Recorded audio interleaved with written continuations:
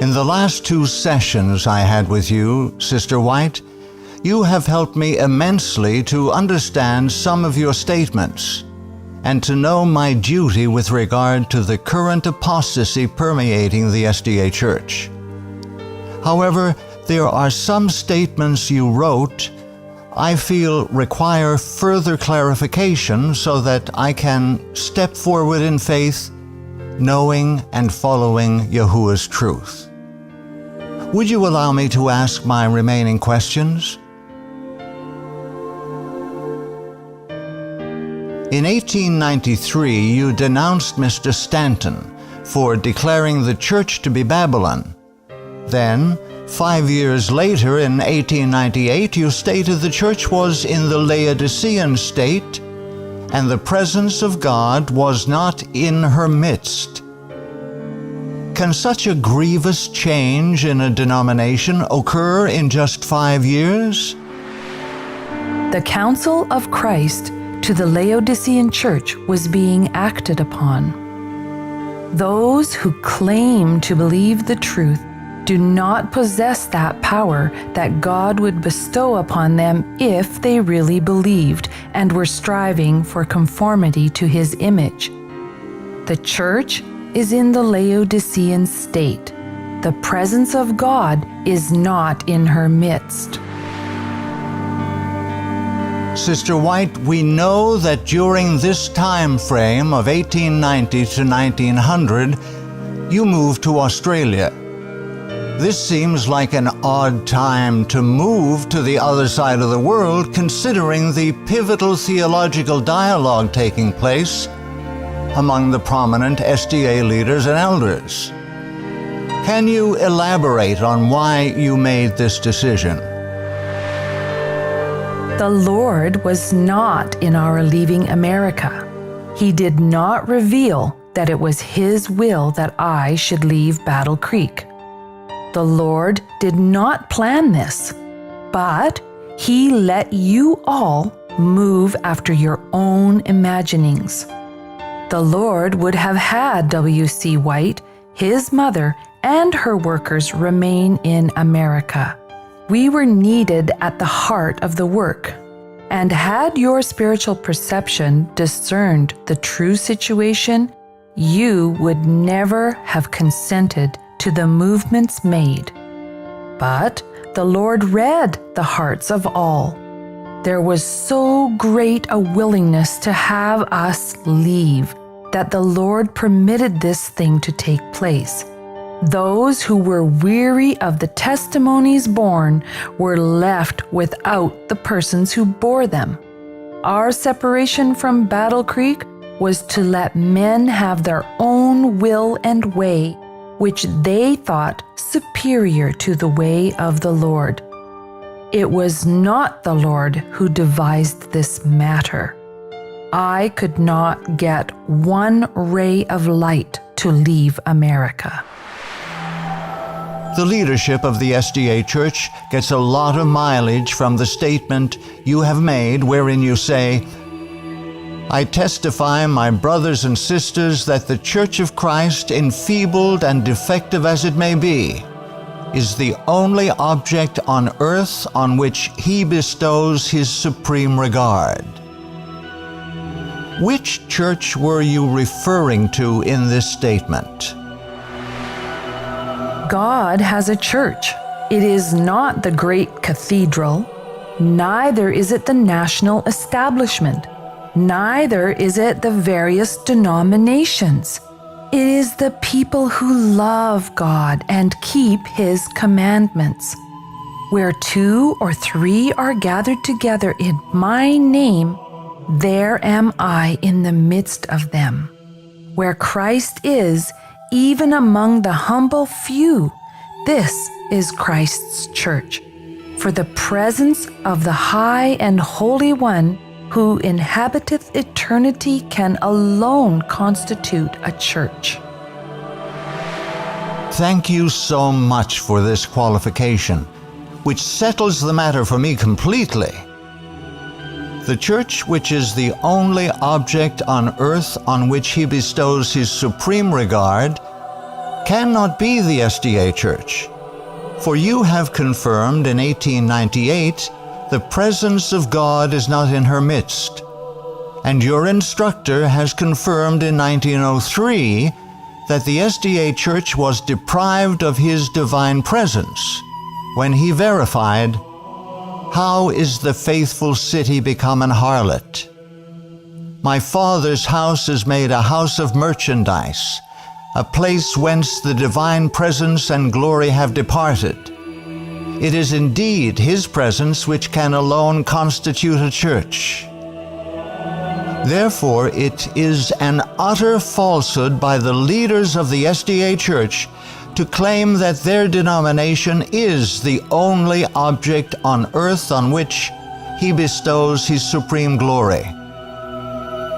Thank you again for clearing up in my mind this confusing and much misused statement. To the end of time, the presence of the Spirit is to abide with the true church. The leaders of the Seventh-day Adventist Church have also been using your following statement to discourage members from leaving the church. The church may appear as about to fall, but it does not fall. It remains while the sinners in Zion will be sifted out, the chaff separated from the precious wheat.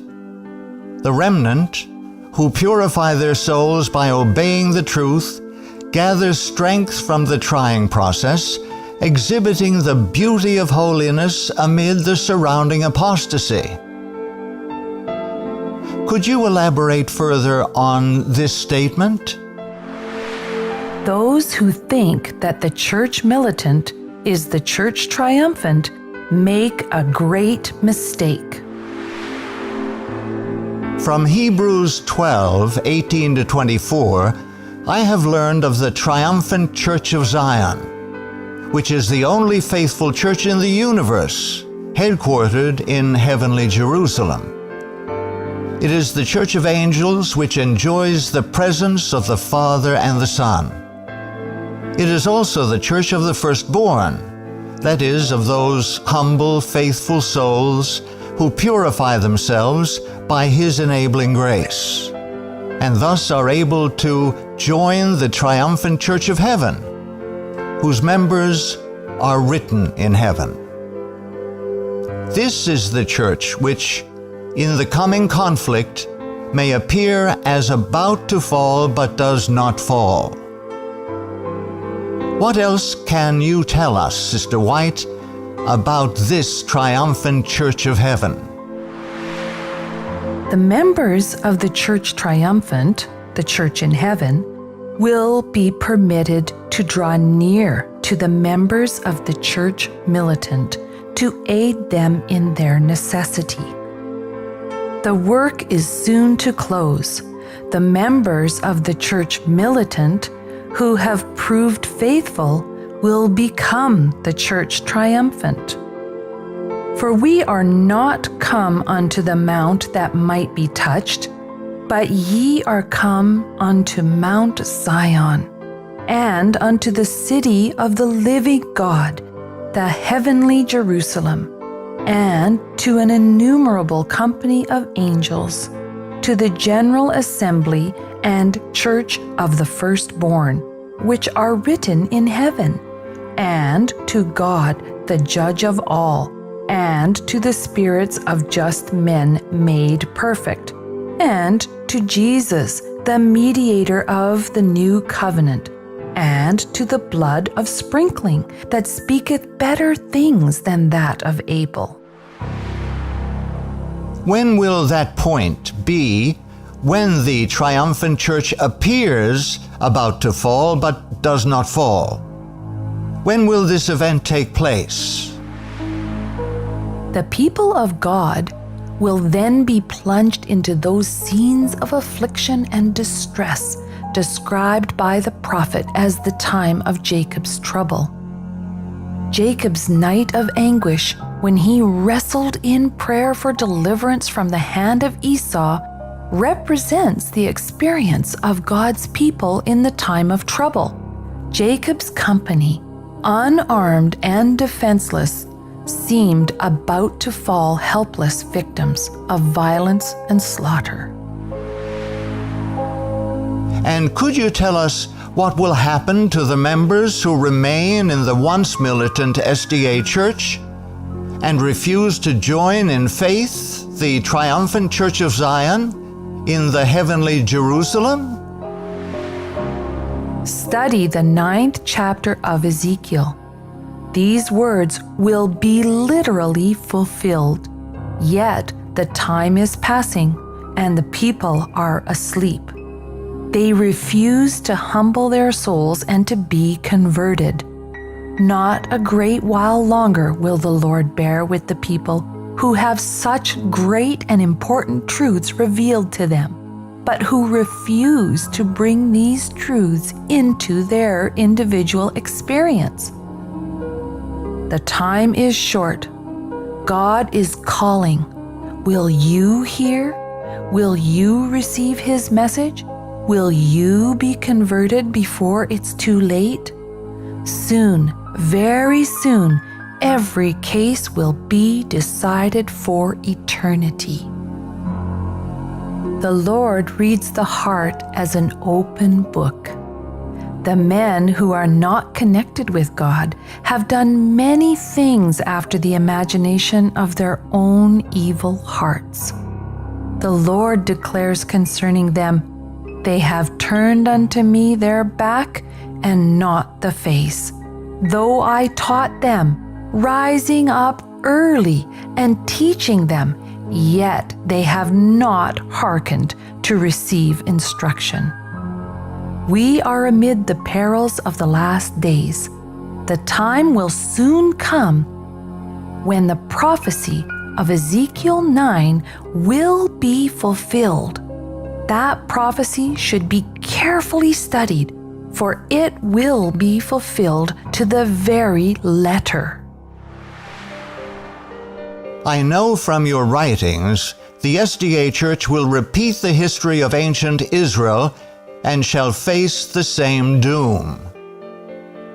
Have you ever quoted a Bible example where His faithful ones separated from ancient Israel before AD 34? As the men of Israel witnessed the corrupt course of the priests, they thought it safer for their families not to come up to the appointed place of worship. Many went from Shiloh with their peace disturbed, their indignation aroused, until they at last determined to offer their sacrifices themselves, concluding that this would be fully as acceptable to God as to sanction in any manner the abominations practiced in the sanctuary. Thank you, Sister White, for bringing up the example of Shiloh. This means the supposition that no one did really separate from the apostasy of ancient Israel is a falsehood promoted by the corrupt leadership of the SDA Church today. I know from Jeremiah chapter 26 that Shiloh was destroyed and became desolate.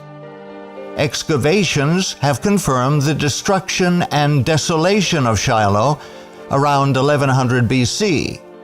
This proves that Yahuwah Elohim's true followers in ancient Israel were really separating from the official temple service as far back as 1100 BC and even earlier, since Shiloh was destroyed about 1100 BC.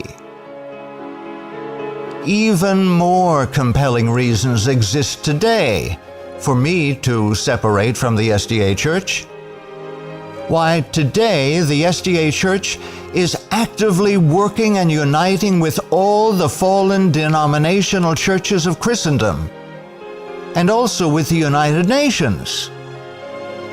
The Church is also submitting her schools, hospitals, and universities to worldly policies and regulations, earnestly striving to shed all that has set her apart from the rest of the fallen denominational churches in order to become accepted by these churches? When those who are uniting with the world, yet claiming great purity, plead for union with those who have ever been the opposers of the cause of truth, we should fear and shun them as decidedly as did Nehemiah. Such counsel is prompted by the enemy of all good. It is the speech of time servers, and should be resisted as resolutely today as then. Whatever influence would tend to unsettle the faith of God's people in His guiding power should be steadfastly withstood. Your instructor, Yahuwah's Spirit, declared the SDA Church a harlot in 1903. This declaration placed the church under probation, demanding corporate repentance so that the church can come out of this divine trial period. Here is my question, Sister White, on the possibility of the church not repenting and thus irreversibly becoming part of fallen Babylon. Was there ever a possibility in your mind that the church could neglect repentance and thus join fallen Babylon? We must, as a people, arouse and cleanse the camp of Israel. Licentiousness, unlawful intimacy, and unholy practices are coming in among us in a large degree. We are in danger of becoming a sister to fallen Babylon, of allowing our churches to become corrupted and filled with every foul spirit, a cage for every unclean and hateful bird. And will we be clear unless we make decided movements to cure the existing evil?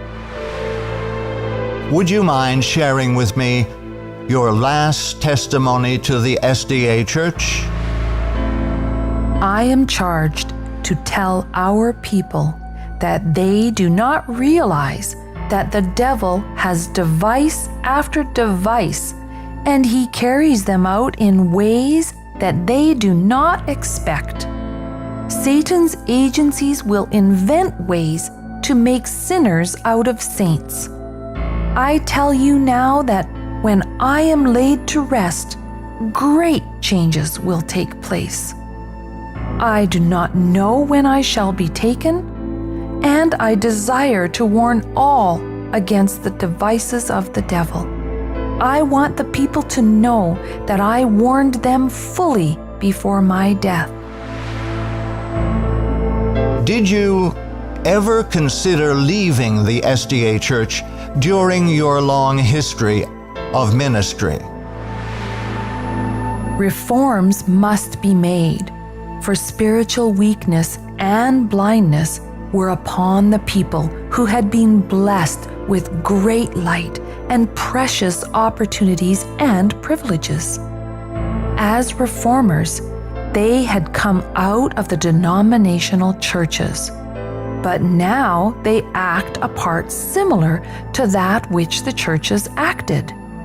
We hoped that there would not be the necessity for another coming out.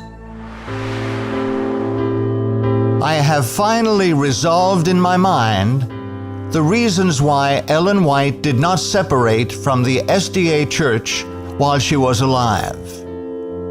If alive today, Ellen White would be actively giving the "come out of her, my people" call to his people within the SDA Church.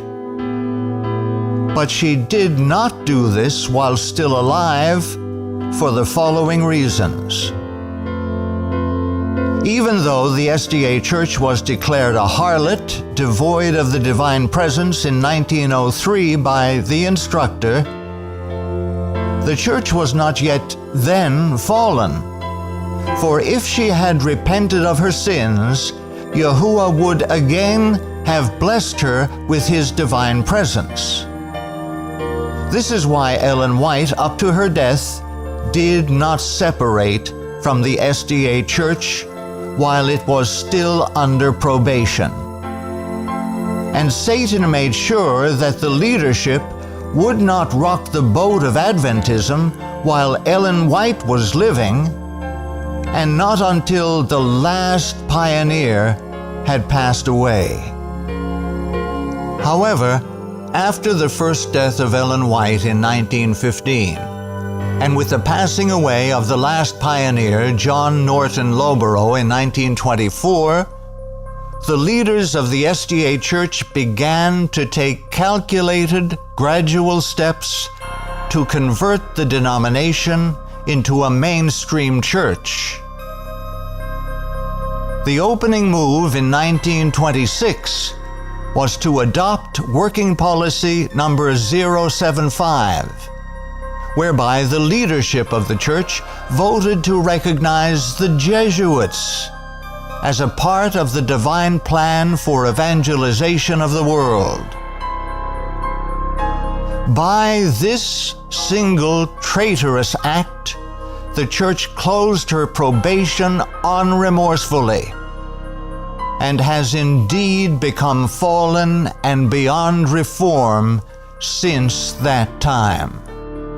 Subsequent enactments and other actions of the SDA Church confirmed beyond a shadow of a doubt the fallen condition into which the Church cemented herself spiritually after 1926. And this is a far cry from the repentance which should have taken place, bringing with it freedom again to her members. 1931, adoption of the Roman Catholic Trinity doctrine.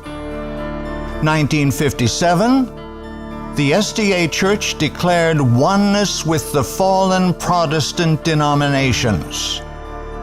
We are one with our fellow Christian denominational groups in the great fundamentals of the faith once delivered to the saints. This from Questions on Doctrine, page 32. This book came right after the end of the discussion of 1955-56 with the Protestants Barnhouse and Martin. In this book, the Church changed her position on Christ's nature to that of Adam's nature before the fall, and changed her teaching on the atonement, now completed at the cross, instead of actually commencing at the cross. These compromises and changes were required by the Protestant leaders in order to categorize the Seventh-day Adventist Church as an evangelical Christian church, instead of being classified as a sect. 1974, the SDA Church officially declared to the world, Rome is no longer the beast of Revelation, with these words. Although it is true that there was a period in the life of the Seventh-day Adventist Church when the denomination took a distinctly anti-Roman Catholic viewpoint, that attitude on the Church's part was nothing more than a manifestation of widespread anti-popery among conservative Protestant denominations in the early part of this century and the latter part of the last, and which has now been consigned to the historical trash heap so far as the Seventh-day Adventist Church is concerned. 1977, having surrendered to the Protestants in 1957, the SDA Church formally surrenders to Rome. B.B. Beach has a private audience with Pope Paul VI in the Vatican and presents him with a gold medallion, confirming friendship of the SDA Church with the Vatican. 1995. During the General Conference session in the Netherlands, the Vatican flag was carried through the meeting hall in a singular fashion amidst an unusually loud ovation. 1999. Pope John Paul II is welcomed in St. Louis by the SDA pastor B.T. Rice by the following words. Pope, Your Holiness, your historic visit to St. Louis, Missouri has served as a catalyst in the creation of this program, and it transforms your presence into a lasting legacy for our region. Today, we present to you this proclamation announcing the creation of Faith Beyond Walls. Your commitment to improving interfaith relations has fostered an environment wherein the spirit of collective faith, positively action can thrive. In addition, we also present you with this banner, the emblem of Faith Beyond Walls. We hope and pray that it will inspire interfaith communities around the world to focus their efforts on improving health and the quality of life for all humanity. Again, we welcome you to our region. The last testimony of Ellen White, in which she foretold great changes will take place when she is laid to rest, have indeed happened. She could not separate from the church, which was under probation while she lived, for these diabolical changes were to take place after she was laid to rest. The famed SDA historian and leader Dr. George Knight has blatantly affirmed in Ministry Magazine most of the founders of Seventh-day Adventism would not be able to join the church today if they had to subscribe to the denomination's fundamental beliefs. I would not remain a member of a church so devoid of Yahuwah's divine presence and the beliefs of which could not be accepted by her founders and early members. I am thankful to Yahuwah for his distinguished guidance and for the testimonies of his Spirit, which have made my duty today with regard to my continuing membership in the SDA Church bright as the sun.